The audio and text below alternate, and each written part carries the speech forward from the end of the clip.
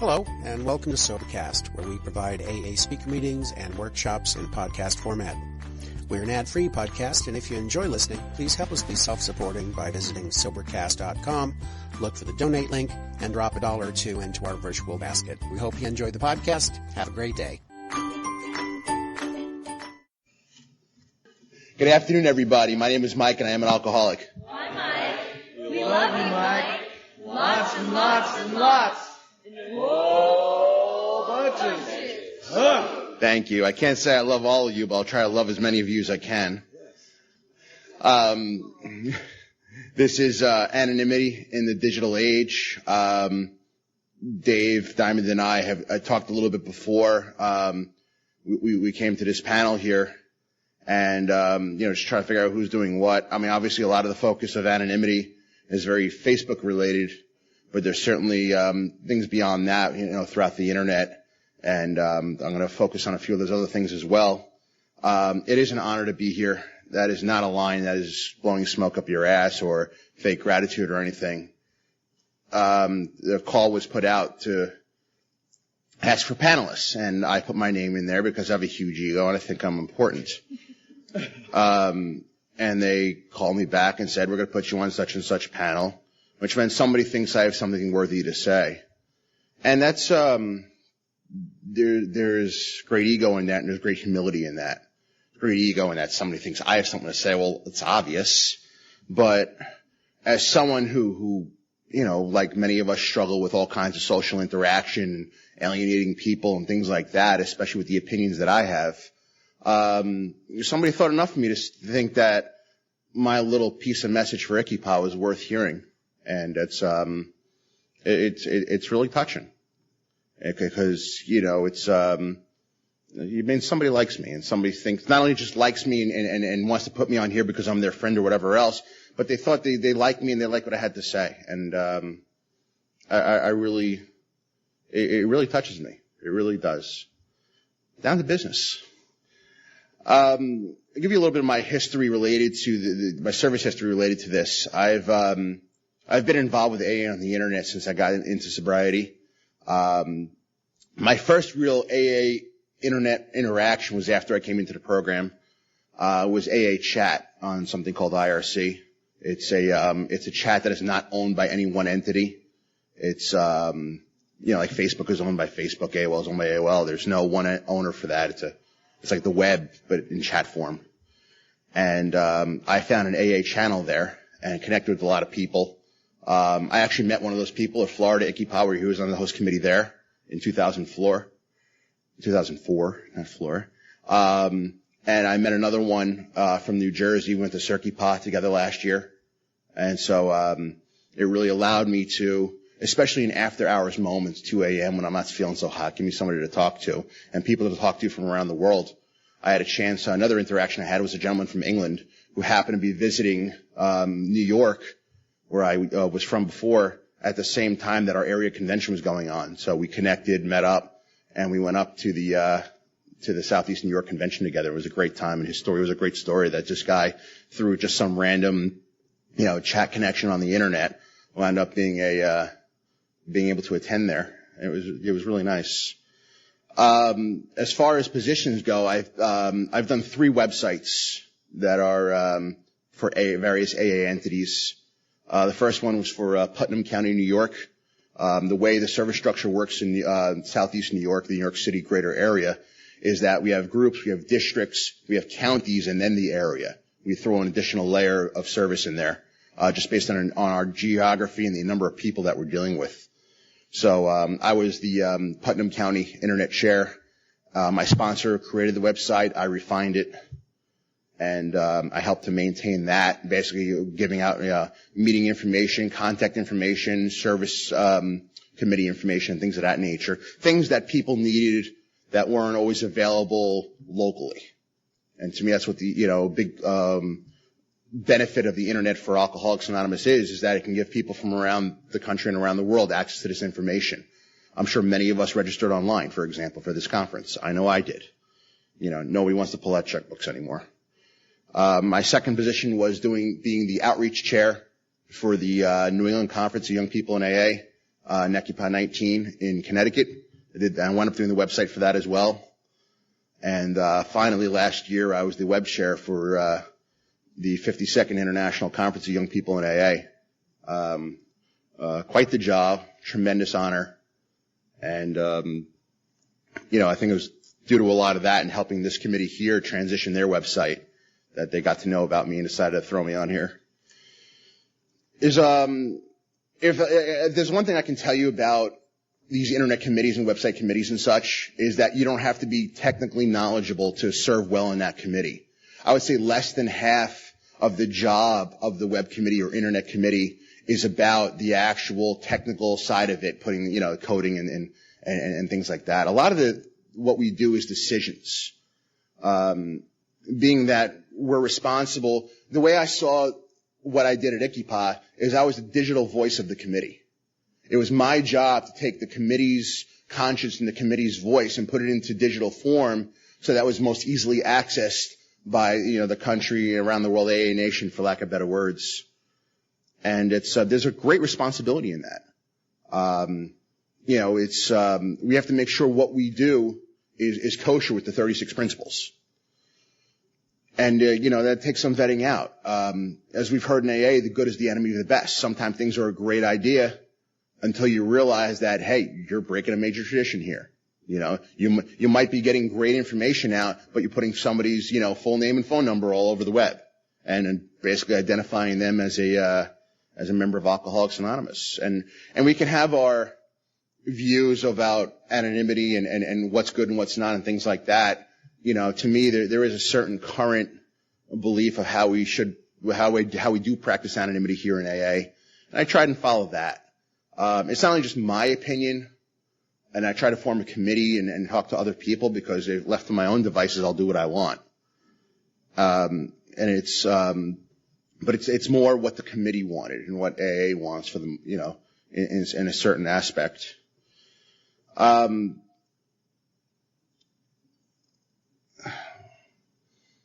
of the, when you're dealing with ICIPA, you have to have contacts. You have to have people to connect to. And there's just this balance that you have to find. One of the hardest things I've learned about doing all this internet stuff in Alcoholics Anonymous is people don't want to do it on certain administrative tasks and things like that. I was responsible for making sure that everybody on the committee had an email address. Every email address ended with at ikipahost.org, which is the domain for the host committee. If you go to ikipahost.org, that is something that's owned by advisory, passed to each host committee for the purpose of putting up their website.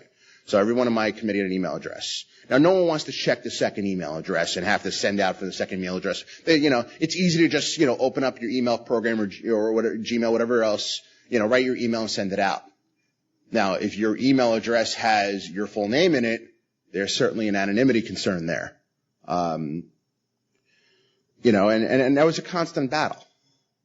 And it stinks because you become somebody that people don't like too much when you're constantly reminding them and telling them this and this and that and being the nagging mom about, you need to use your ICIPA host address. I talked about this in almost every host committee meeting that we had, and I told them there's two reasons why this is absolutely important that you use this. The first one is anonymity. If your full name, like many of us, is in your email address, you were giving out your full name, and basically it's somewhat acknowledged that if you're a member of this committee, you're an alcoholic. It's not always exactly the case. We certainly had our Al-Anon division, many of whom are not alcoholics. It becomes, there's always this technical, just because I'm in the committee, I'm not a member of AA or I'm not an alcoholic, versus this accepted or implied or somewhat inferred idea that if this is coming from an AA committee, chances are you're probably going to be considered an alcoholic and a member of AA, whether you are or not. People are just going to infer and assume that, especially people not within the program. If you're dealing with institutions and things like that, people just assume that. So, that's going to happen. So it was important for me to do that. The other reason I wanted to make sure that happened was the spirit of rotation. If you have to rotate out of your position, we don't want your personal address being associated with that and whatever outside contact continuing to contact you instead of the next person doing that job. So, And that's tough. It's tough to enforce. And, there's a lot of things about anonymity in AA that are tough to enforce. When I started seeing digital cameras pop up all over the place, and I heard a little laugh and a couple of nods here and there, I was the AA police.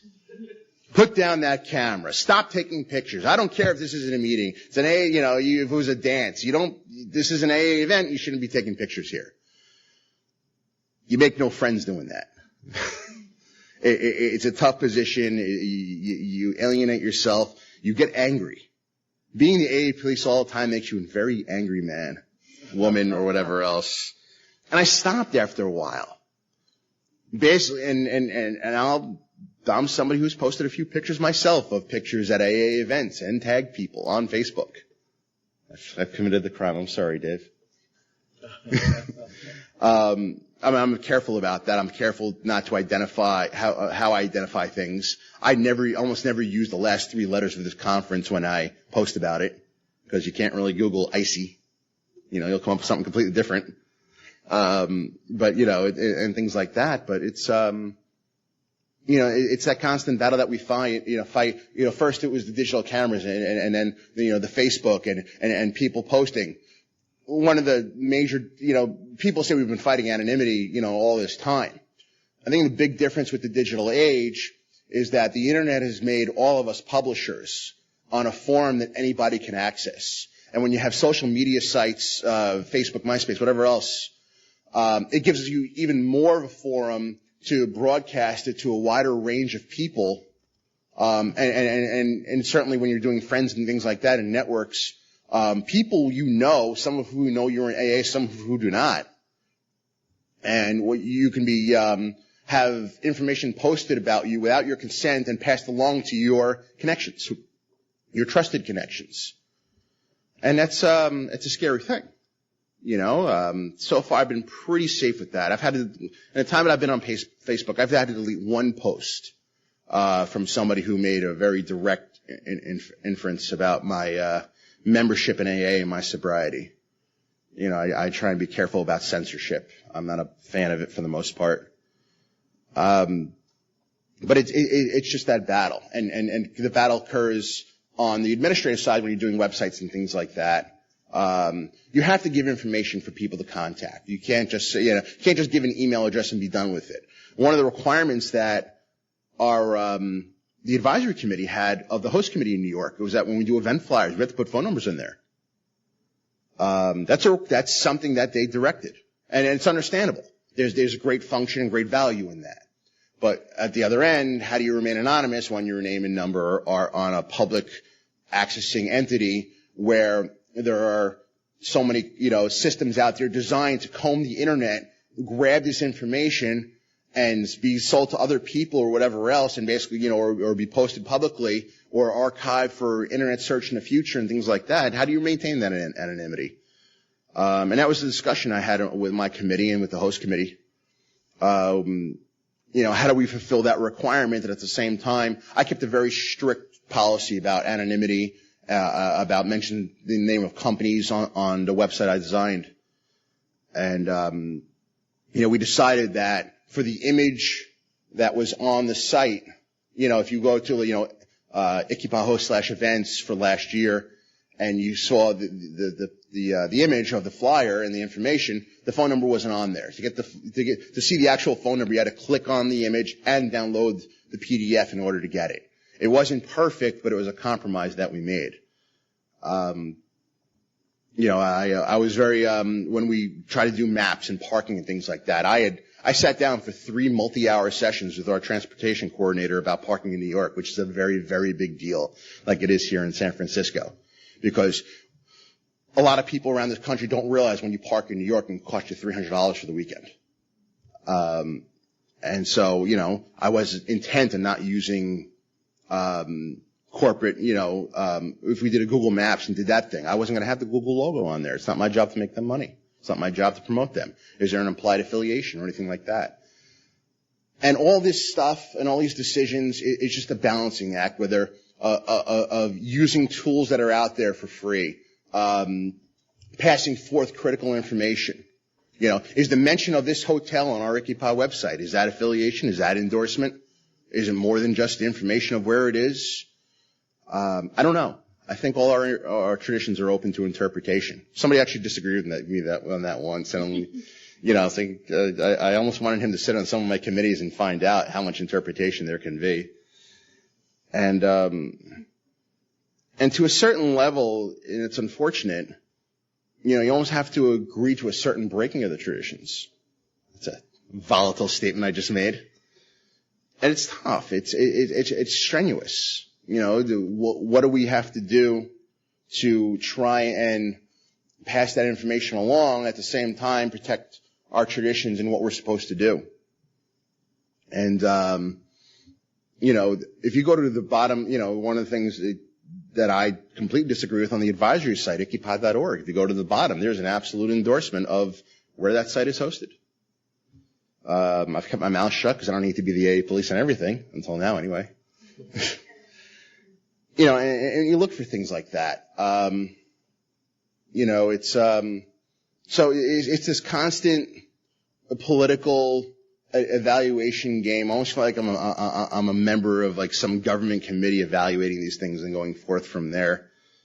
To try and make sure we're being anonymous, that we're not endorsing, that we're not affiliating or otherwise. And we have to ask ourselves, what is affiliate? How far do we have to enforce that? How far do we have to enforce, the lack of endorsement or not anonymity and things like that? Now, there are some AA entities that are out there that tell you that the internet for AA is completely bad. I had a conversation, I think last year, 2 years ago, with a delegate who was infuriated that their minutes are sent out through email, because a lot of people will take those minutes, post them on their district website, and not comb through them and take out names first. Whether it be full names, first name, last initial, phone numbers, things of that nature. And I understand that. In the age of the internet, we are the ones that have to maintain that, us individuals, us service committee members. Some people will care more than others. Some people will be more knowledgeable than others. There's a lot of people who are doing good things and just don't know that you have to do those things and don't realize the extent at which, just because chances are only AA people are going to access your district website, doesn't mean that that's always the case. We have to try and be as absolute as we can about that. And it's, we have to inform people. I think that's what this panel's about. I did another panel earlier in the year in Boulder, Colorado, with almost the exact same name. And it's the reason we had that panel is so that people can be informed about stuff they may not know. I mean, that's why we do pretty much everything here at ICYPOD, is help inform and continue to inform people who may not know. And it's, we need to work at that and be diligent and vigilant about making sure that that's protected. I think it's a losing battle. I really do. It's unfortunate, but there's the principle of what we do in AA and all these traditions and principles and such. And then there's reality.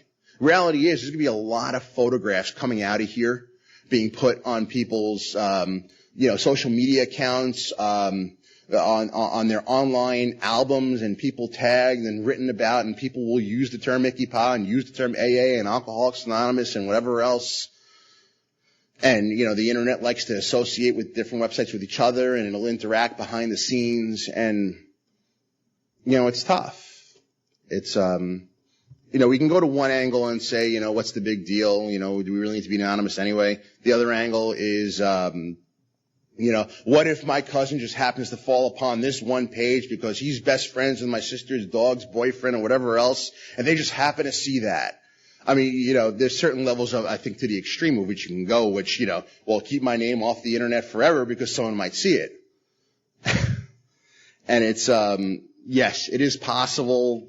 Likely is a different story. I don't know if we can do things to protect from any possible way. I mean, my name was written down on a piece of paper, at an AA convention. That could probably be leads for me to being outed. The program being online could possibly lead to me being outed. I kind of look at all of them as, at what percentage is this a risk? How is it beneficial? I worry more about the risk than the benefit, because we do a lot of things that are for the good of the program and wind up not working out well at all. So, and that's, you have to do a certain level of risk management when you do AA on the internet, AA websites, things of that nature. And it's hard. It's hard work. But, if you're informed and you talk to other people and you have a committee, if you're a web chair or internet chair or designing websites for AA events, or AA entities, have a committee. Talk to other people. I can't stress that enough. Because sometimes your idea may not be the best, or sometimes your idea proves to be no function at all because you secured it and you've policed it within an inch of its life and it doesn't do anything. Ikipa has a Facebook group. It was created by a member of the Atlanta committee. I have no idea how much she consulted the rest of them. She might have done it just to, help people communicate. It was passed off to the New York Host Committee. It was my the Host Committee officially adopted that group. And it was my responsibility to maintain that group and make sure that, things on there were kosher. We all know about the public versus private versus secret, permissions now. Here's another question. That's a secret group. So basically it's like Fight Club. You don't know unless you're in it. Facebook owns all that content. What are they doing with it? My name's on there. My full name is on there, being associated with the group, the 53rd Ikipa. And, when the 54th takes it over. And, there's 2,100 members in there. I personally, I think that's okay. I don't see Facebook doing majorly, they might sell my information to advertisers. I don't think they're publishing it out to, local rehabs or newspapers or whatnot. I don't know if there's enough of a risk of my anonymity being fully out there for me to worry about it too much. And the benefit of that Facebook group has been tremendous. We use an outside entity to maintain if you get an email from Ikipa, 53rd Ikipa, that's done through an outside service. And, do they own that information? What do they do with that information? Things like that. So you always have to ask yourself these questions. And we could secure us, I work for a government lab, and safety is not our number one priority. Because if safety was our number one priority, we would never leave our beds. And that was made very clear to me my first day on the job. That you have to balance out safety with productivity, with environment and all these other things. And that's really what we're doing in AA with this whole internet thing of ours. We're balancing all those things out. And, I don't really mention AA on the internet. If any of you are my Facebook friends, when I have my anniversary, I celebrate X years of sobriety with Billy the Money Man and Bobby the Ass Doctor. Now, if you can figure out what that is, you're probably in the program. If you don't know what I'm talking about, fine, I've remained anonymous. And I'll make mention of this thing of ours and things like that. I'll get all cutesy with that. So I can talk about certain things about my activity in AA and whatnot. I've told people I've gone to San Francisco. Most of them don't know why.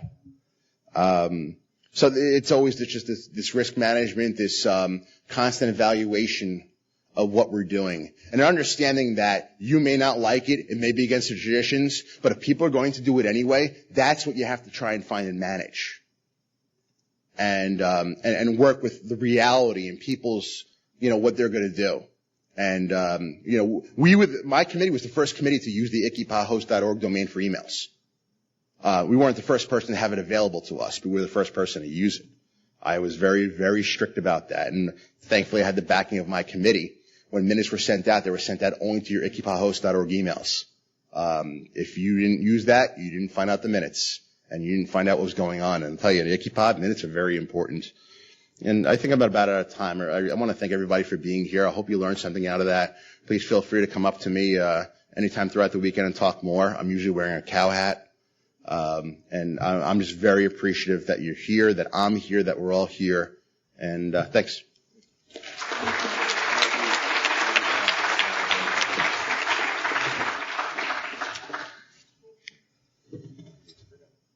Let's welcome our second speaker, Diamond S. from Vancouver, British Columbia, Canada.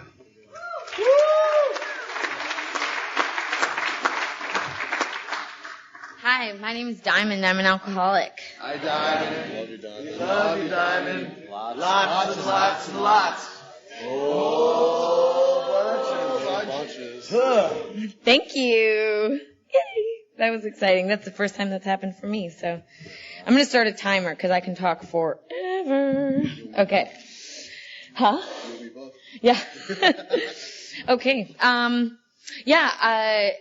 I am on the, actually how I got, I think actually how all of us got on this panel was through that, super secret ICIPA thing, if I'm not mistaken. That's how I got on it anyways, on Facebook. And, the programs chair had posted some slots that needed filled.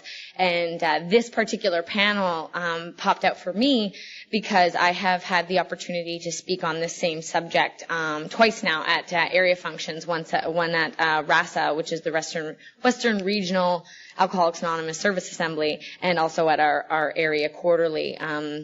I belong to, BC Yukon Area 79. I'm the DCM, so we talk a lot about, this is a topic that's come up quite a bit. Because for those of you involved in general service, I don't know about how it is here, it seems to be the general consensus, but most of those members are older and, don't necessarily understand why we use Facebook the way we do, or this type of social media, and what we understand of it. So, being able to relay that type of information. So the take that I'm going to take on this is, when we started talking about this at area functions, is, this kind of thing really came out to me like we have a piece of literature called Understanding Anonymity, and also the AA guidelines on the internet.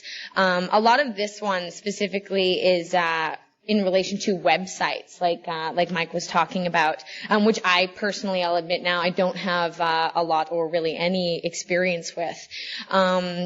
I do have experience with traditions, and I do have experience with Facebook, being a member on Facebook. So just wanted to say before I really start that a lot of this is really just what I got out of here, maybe just some ideas, and I might make, a couple suggestions that like my friends and I have kind of come up with to kind of try to skirt around trying not to break the traditions as much as possible while still being able to use social media to connect with our friends on Facebook or other forums and in AA.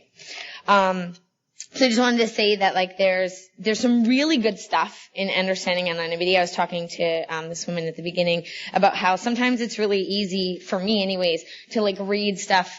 Same thing in the big book, right? I'm reading stuff and it's kind of foggy, and or sometimes I'll get to a line and I'll be that line makes sense to me. I feel what that line is, and then I can talk it out with someone else, and we can go into all these stories about where that line has played a role in my life and this sort of thing. But then that same line can be read by someone else and mean nothing. Or they might not read it with the same intonation that I'm reading it with, while I'm speaking it in my mind, right? And I find that this is quite similar because a lot of this language is it's kind of dry, right? Just saying. But there's some stuff, as you can see, I've highlighted some things. The last time I spoke on this, I was actually asked to speak in advance, so I had a little bit of a chance to kind of prep, and just some lines that popped out for me, mostly relating to why we are anonymous. I don't really have solid concrete answers. There are ideas about that in this pamphlet, but I just want to remind everybody here that this is Alcoholics Anonymous, right? Our title includes the concept of anonymity, right? And there are people even I've been here in San Francisco for this conference for about a week, and I got to meet some people, and when I was talking to someone about this panel that I'm on, he was well, I don't understand, why do we even need anonymity? It's totally ridiculous, and people don't know what's going on, and there's actually an article, if anyone's interested, that I brought with me, this woman wrote, it's called Challenging the Second A in AA, and I really hate this article, But I get her point. The point is that the argument that she's making is that, like, the more we stay in the dark, like, the less, the more ignorance there is about AA, and the more stigma, that people who aren't members or who don't come here, have ideas. And, like, that's why we remain anonymous, because, like, if our bosses or someone in particular finds out, they'll have, like, ideas about what we do and all this. And it's like, all these hypothetical situations. But again, coming back to the fact that, like, anonymity was put in place in this program for a purpose, right? And that purpose remains the same. So I just like, in talking about anonymity, it says it's the greatest single protection of the fellowship has to assure its continued existence and growth. And that's, to me, like, relating to the responsibility statement. For those of you, not familiar, the responsibility statement in AA says along the lines of, when anyone, anywhere reaches out for help, I want the hand of AA to be there, and for that I am responsible.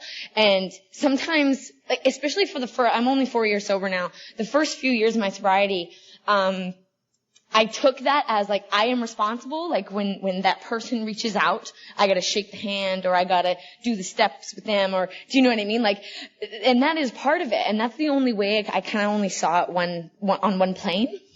But now, being a part of general service, I see that, like, this is about AA's future.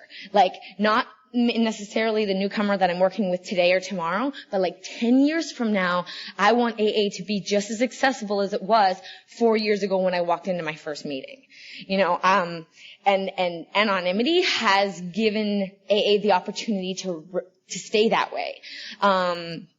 Just like, I was saying, about the steps, right? It's like, you've heard it a million times, and, none of you, well, maybe some of you know why it works. I personally don't know why it works. But, like, I don't know why it works. I know that it works, and that's the only reason why I don't argue with it anymore. Same thing with anonymity. I don't really know why it works or how it works, but it has obviously worked, because AA has been around for much longer time than I've been around, and it's helped many people that I could, more people than I could imagine, and this sort of thing. So it's like, why are we contesting it sometimes, right? It also says that anonymity is a safeguard often of special importance to newcomers, which is why we are here, right? Like, when we think about anonymity, we usually focus on Tradition 11, right? Which, for those unfamiliar, is our public relations policy is 12. Well, both. Our public relations policy is based on traction rather than promotion. We need always maintain personal anonymity at the level of press freedom and film, and anonymity is the spiritual foundation of all traditions, ever reminding us to place principles before personalities. But it's also like, when we go through the traditions, and any time it talks about our primary purpose, that's our primary purpose, is like the newcomer, right? Is about, like, being able to convey this message of recovery to people who are still struggling, and, like, hopefully give them an opportunity to see what it is we see, or have what it is we have in these rooms, right? And that is a main reason why it comes. It also says, like, without it, many would never attend their first meeting, right? Like, we have to protect the anonymity of like, a lot of, somebody, I think our delegate had said, like, if their anonymity wasn't, like, assured in some even small fashion, like, most people won't come because they don't know who they're going to see. Another line says,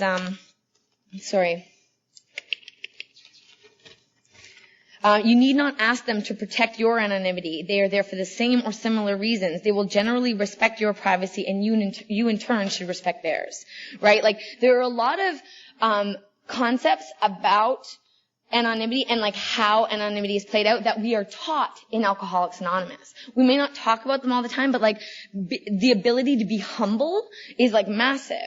We talked about that at Area, about what Dave's going to talk about, this article he wrote. Like, how humble am I being posting my cake on Facebook? Like, hey, everybody, come fucking see my... Sorry, I swear. It's recording. Come to my cake, and, like, oh, look how cool I am with my cake. And it's like, I don't know, and it's like, I'm not trying to judge anybody, but for me, like, I try to keep, cause, like, I have access to all of my friends not on a public forum also. Like, I have a cell phone that I can make personal phone calls to. I see a lot of my friends, maybe at meetings, and it's like, I don't know that I personally need to post my cake to have everybody attend, or, like, the people that I want to be there. I'm fully capable of, like, making them aware of what day my cake is without having to put it on a public forum, right? Also, he touched on it too, like this whole public, private, Facebook pages, right? Like, it came up at RASA. This one woman, she stood up in the middle of our discussion about this, and she turned around and she's like, I just realized that I'm not on Facebook, but that does not mean that I'm not on Facebook.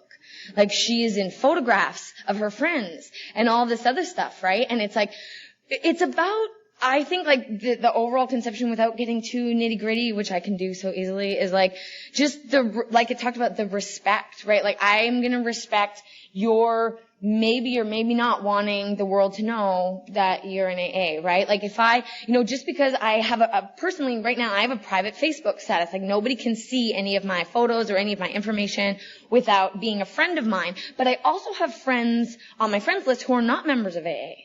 And it's like, I don't know that it's fair of me to post a bunch of photos on Facebook about, like, at, like, a sober event, per se, and then, like, my friends who aren't in AA aren't stupid. They can, deduce that, like, all of the people in these photos might also be in AA, and then if they're looking through my photos and be like, hey, Frank, I didn't know Frank was in AA, and then the next time they see Frank, they'll be like, hey, Frank, you were in my friend's photo, and it's like, I didn't know that Frank didn't want, I don't know who Frank is, but you know what I mean? It's like the hypothetical Frank. But, it's like, I have to be, not even, I want to change my word from respect to mindfulness. I want to be mindful, because I hope that people would be mindful of me, and what my, desires were. And again, what I said in the beginning about this social stigma of AA, right? A lot of people, or you've probably heard mention, like, they don't want their boss to find out. Like, that's a big thing, right? They don't know if they'll lose their job or something like that, right? And, we in this room, like, know how amazing AA is, right? So that concept to me is ridiculous. Like, my boss knew, like, of course I should be happy. Like, wow, like, how amazing is that? But that's not necessarily so, because, like, they don't know. Not everybody knows. You never know. They might have had, like, a family member who was in AA, and, like, and we're still, just because we're in AA doesn't make us good people. I know some,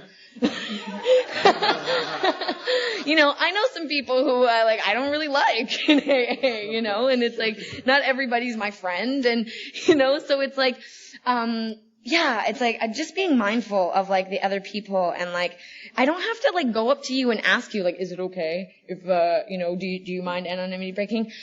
And going about that is that, like, so it also says in this pamphlet that, like, your personal anonymity is your own to do with. Like, there is nothing in the book and nothing in any of the literature that says, like, you must remain anonymous because for the sake of the rest of AA. You can be, and, like, I'm actually quite grateful of, for me anyways, like, I'm not, almost everyone, my boss, everybody knows that I'm in AA. My best friend, who's here at this conference, she worked with a girl a long, long time ago when she first got sober, so like 5 years ago. And, she just, like, started talking about AA once, I guess. And, like, that girl is now my sponsee. And, like, it was years later, it was like 3 years later, 3.5 years later, and, like, she called Kim, and because they were friends, like, she directed her to me, and she's gonna take a year soon. And it's like, just because she was able to be a little bit open with, like, someone, you know what I mean? And, like, 3 years later, she was like, hey, are you still in AA? Like, I might have a problem, right? And it might not be immediate, because sometimes I feel like I'm trying to, like, do stuff. I'm trying to touch you now, like, I want to change you, or something, or, like, give you the spark that I feel, or whatever it is. And, like, that might not happen, but that's what attraction rather than promotion is about. It's sometimes it's instant, right? For those of you who have read in the back of the book, it talks about spiritual experience. And spiritual experience, it also says that sometimes it's like an immediate, like, awe moment, and then sometimes it's also of the educational variety, which I am of, and it takes quite a while to, like, realize that I've even had a spiritual experience where I'm looking back and I'm like, oh, that's what that was. Like, that's what that was about. This is what I'm feeling now, so it takes time and it takes progress, and we should be patient with that, I think. I really like this line too, that it says, in this one, it says, it is helpful to remember that there is no need to let the speed of technology dictate the speed of our actions. And it's like, I think we forget that, like, I don't know about you guys, like, this has come out because I belong to a few different young people's groups, and, like, young people have opinions. Like, a lot of opinions.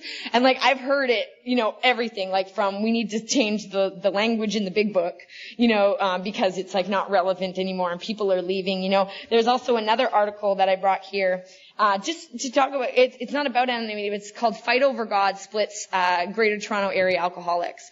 And the whole, basis of the article is that there's a group who's no longer recognized by their area, change the wording of some of the steps to take out God.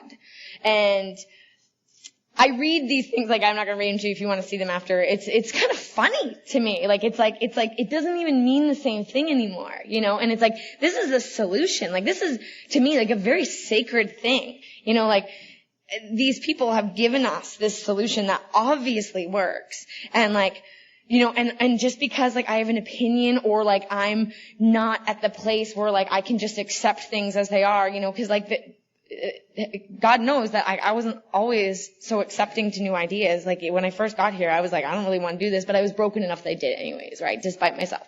But not everybody stays like that, and, it's like, I don't want to mess with a good thing. I don't want to change what's working, right? And anonymity works. And like, we're all in this room. The argument about the other article, I forgot, sorry, I'm kind of scattered.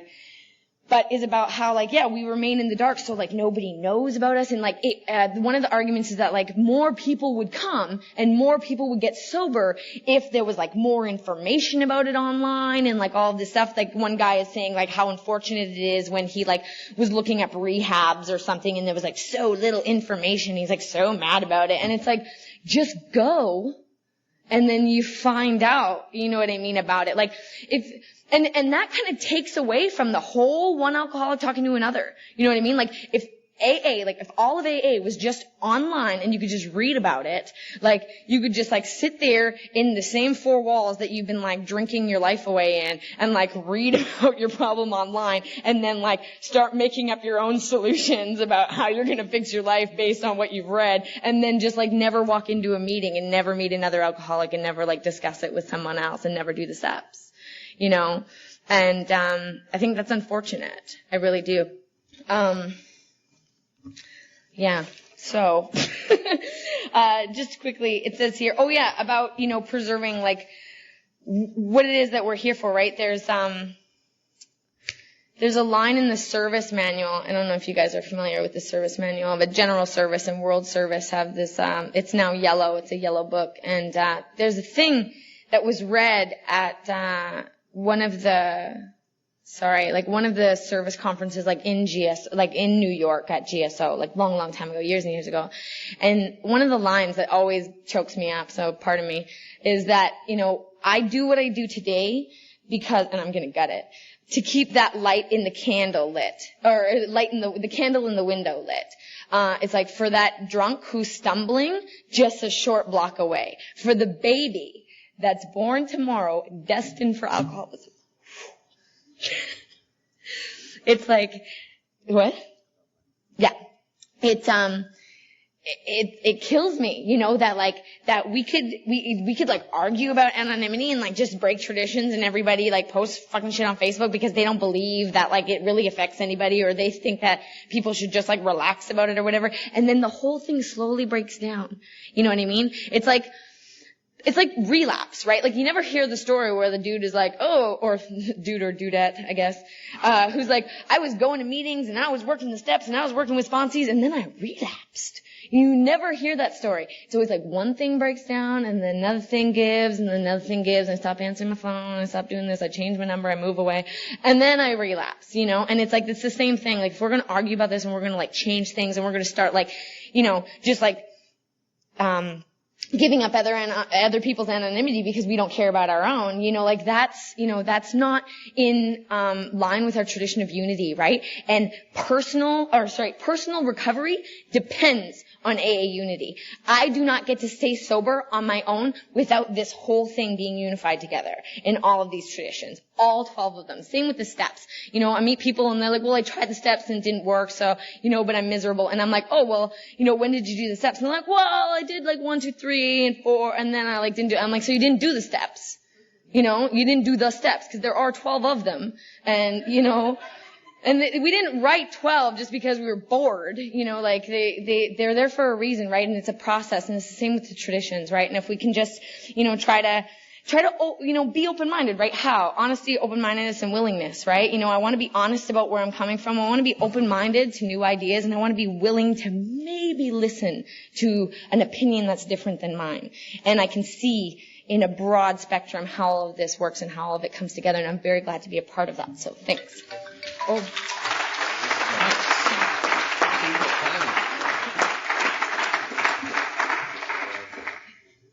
Let's welcome our third speaker, Dave S. from Oakland, California. Hi, everyone. My name's Dave. I'm an alcoholic. Hi, Dave. We love you, Dave. Lots and lots and lots. And whole bunches. Woo. Thanks. I don't know. I was thinking about a lot of different things to talk about, and I don't know. I guess I just don't really want to talk about the technical stuff so much, because I think that it's important, a lot of the little technicalities of how to stay anonymous on Facebook and how to not break your friend's anonymity on Facebook without their permission, and other social networking websites and all the new ones that are coming out. And I really do think that stuff's important. And I have to say that I think that it's okay to question these things, like why be anonymous, why do the steps? Why, I think it's okay. We shouldn't necessarily just take all this stuff at face value. It still works. But there's reasons why it works. There's reasons why we're still anonymous. And, this article that Diamond was referring to that was in the New York Times, these people that were, why should we stay, why do we need to stay in the dark, and really, we don't want to hide from people, but we're not hiding from people. I mean, we have PI, we have CPC, we have people that are doing this work for us, that are connecting us with the public. We don't need to put our faces all over any media site, really, or anywhere else, and say, look at me, I'm sober now. I think it's fine to do that with your family, to talk to your friends about it. Her experience. I've had experiences like that all the time, where people just sort of know that I'm in the program, and maybe a few years down the road will contact me and want to go to a meeting. But that's not because I'm out there, just talking all about AA and how great my life is and everything like that. I'm showing them how great my life has become because of Alcoholics Anonymous. People talk about us being walking big books, and I think that makes sense. It's really just more important. I should let my actions and not my words or my picture or my image or who I am as a person, how much money I have, what my profession is. None of that stuff matters, Maybe some people will see that, but just as many people who see who I am as a person, and will come to AA, just as many or more will see who I am as a person and not want to come to AA because of my political beliefs, because of my religious beliefs, all that stuff. I mean, this article about this really cracked me up, actually. This guy in Toronto, I'm not even getting into the argument about changing the steps and whether it's an AA group or not. I mean, I think that for me that's pretty clear. But the fact this guy, Father so-and-so, gets up on the front page of the Toronto Star and has his full picture and a cross and a crucifix and Father so-and-so, and he's been in AA for 50 years, somehow just because he's been sober that long, gives him the right to get, to create this class person that is immune from getting drunk. I've been sober this long, I'm not going to get drunk. Whereas all the newcomers, you guys can't break your anonymity because what if you get drunk and, and then everybody thinks AA doesn't work. I don't think that it's right for us to create classes of alcoholics, where some people can break their anonymity and some people can't, at the public level. Anyways, that was maybe a little bit of a side note. I know that that's not really with the digital age, but that was just something that, AA irony or something like that. I think really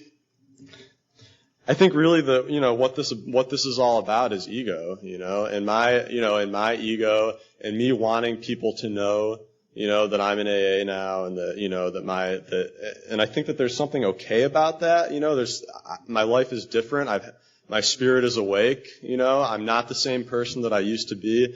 All that stuff is really cool. But there are so many better ways for me to carry that message to people than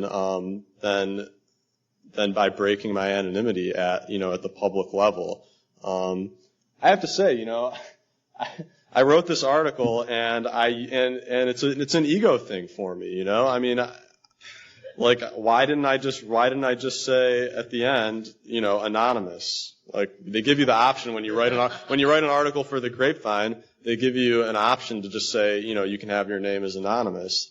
But I didn't want to because I wanted people to know, And of course, this is within AA, and it's not like a huge deal. And I'm not saying I'm going to get drunk over it, but what I'm saying is this is actually for me, it's become a good example of how my ego really I want to be recognized, I want to be important. And in AA, it's BS, that's not what AA is about. AA is not about being important, it's about just being, whatever they say, like another bozo on the bus. It's just about being another person, another alcoholic. Once again, it doesn't matter who I am. When we walk through the doors of AA, none of that stuff matters anymore. We don't care if you're from Wall Street or if you don't have any money at all, if you're homeless. We don't care if you're a doctor. We don't care if you're a lawyer. We don't care about any of that stuff. We don't care what your political beliefs are, your religious beliefs. None of that stuff matters. When you come into Alcoholics Anonymous, we care about having a common problem, which is the disease of alcoholism, and we care about the common solution, which we have found through the 12 steps. And that's the message that we have, because I guess if I expand it to outside issues and anything beyond that, I'm going to lose a lot of people, And so, I don't know. I know I'm supposed to talk about the digital age, but we're in it. We're in the digital age, and I think that really I want to talk about why this stuff why it's important now, why it's important to be anonymous now. At the end of the 12 and 12, right at the end it says, moved by the spirit of anonymity, we try to give up our natural desires for personal distinction as AA members, both among fellow alcoholics and before the general public. So for me, the lesson is, personal distinction among alcoholics, writing an art, wanting everybody to know how important I am in AA and how many sponsees I have and how many service positions I have and whatever it is for me, or for you, whatever, that's for me, my personal distinction within AA, but also everywhere else. And I can do that, I can do that on Facebook. I can be guilty of doing that with my family, with even among my family when they ask me questions about AA and I want to let them know about how well I'm doing and about all this great stuff that I'm doing in the program. And I think that, they wouldn't, these aren't like light words, we are sure that humility expressed by anonymity is the greatest safeguard that Alcoholics Anonymous can ever have. And I think that what Diamond was talking about, this idea that, AA is not guaranteed to continue. AA is not guaranteed to survive.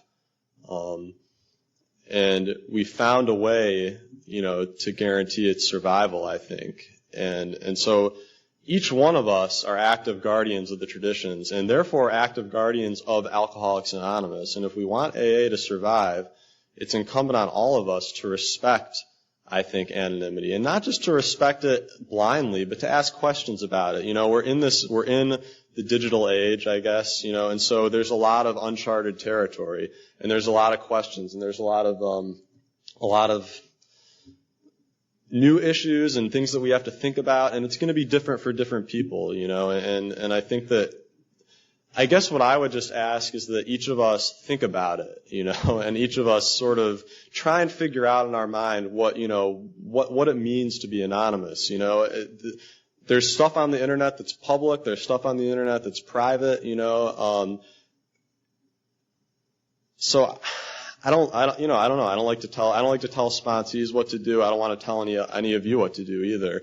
I have suggestions, I have thoughts, I have ideas, but they're changing also. I don't really know.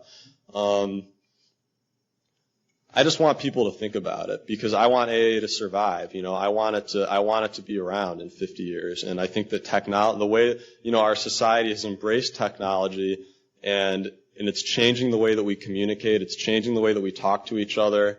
And I think that we can use it as a tool to help carry the message, but I also think that we can use it as a tool to possibly, I don't want to sound melodramatic, but we can also use it possibly to destroy AA, if we're not using it right.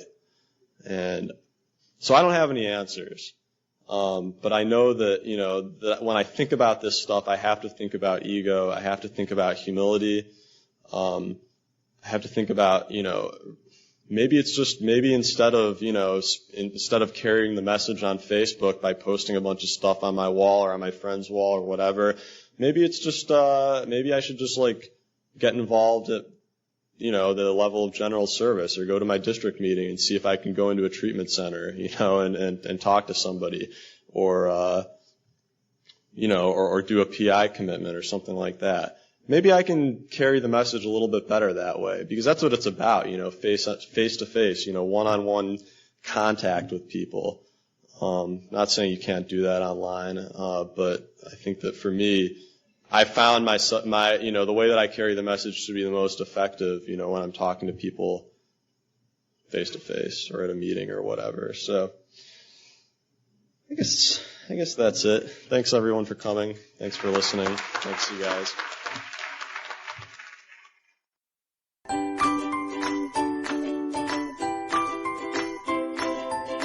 Thanks for listening. I hope you enjoyed the podcast. Sobercast is ad-free, and we'd like your help in order to keep it that way. So if you'd like to help us be self-supporting by pledging $1 or $2 a month, visit Sobercast.com and look for the donate links. Thank you very much.